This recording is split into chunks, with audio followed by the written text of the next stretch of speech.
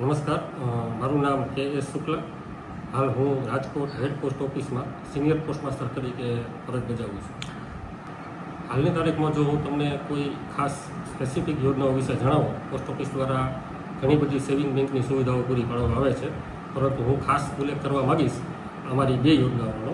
એક છે સુકન્યા સમૃદ્ધિ યોજના અને બીજી છે સિનિયર સિટીઝન સેવિંગ સ્કીમ. આ બંને યોજનાઓ આજની તારીખમાં પોસ્ટ ઓફિસમાં સૌથી વધુ વ્યાજનો દર આપે છે, જે 8.20% છે. આ વ્યાજનો દર 30/9/2025 સુધી ઉપલબ્ધ છે. ત્યારબાદ સરકારશ્રીની યોજના મુજબ કે આદેશ મુજબ કરી શકે.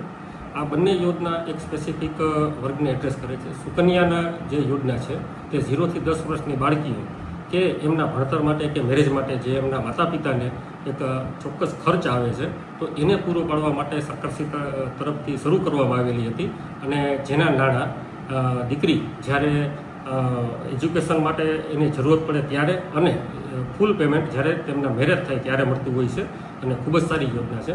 એની સાથે સિનિયર સિટીઝન સેવિંગ સ્કીમ કે જે આપણા વડીલો હોય છે કે એમને 60 વર્ષ બાદ પોતાની આજીવિકા મેળવવામાં જે ઇસ્યુ થતા હોય, તો એ સમયે આ પોસ્ટ ઓફિસ દ્વારા એમને સૌથી ઊંચો વ્યાજનો દર જે છે એ પ્રોવાઈડ કરવામાં આવે છે, અને જેના કારણે ઊંચા વ્યાજના દર જે મળે છે એના કારણે પોતાનું જીવન ધોરણ જાળવી શકે છે અને પોતાની જે કંઈ જરૂરિયાતો હોય એને પૂરી કરી શકે છે.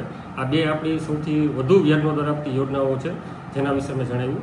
આ સિવાય પણ અન્ય પોસ્ટ ઓફિસની ઘણી બધી યોજનાઓ ઉપલબ્ધ છે સેવિંગ બેંકને રિલેટેડ, જેમાં મુદ્દતી રોકાણ છે, જેમાં 1, 2, 3 અને 5 વર્ષમાં રોકાણ કરી શકો છો. એવીપી એટલે કિસાન વિકાસ પત્ર, NSC એટલે નેશનલ સેવિંગ સર્ટિફિકેટ, PPFની યોજના, આ બધી પણ વધુ સારા વ્યાજના દરથી ઉપલબ્ધ છે.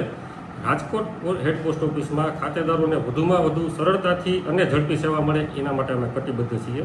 પ્લસ પોસ્ટ ઓફિસના સેવિંગ ખાતામાં અમારા દ્વારા જો તમે ખોલવામાં આવે તો ATM card, chequebook, net banking, mobile બેન્કિંગની પણ સુવિધા છે. અને સૌથી મોટો એનો પ્લસ પોઈન્ટ એ છે કે અમે માત્ર 500 રૂપિયાના બેલેન્સથી તે આ ખાતું ખોલી આપીએ છીએ, અને અન્ય કોઈ પણ પ્રકારના હિડન ચાર્જીસ હોતા નથી. તો મારી રાજકોટની જાહેર જનતાને અપીલ છે કે તેઓ પોસ્ટ ઓફિસની આ વિવિધ યોજનાઓનો લાભ વધુમાં વધુ લે.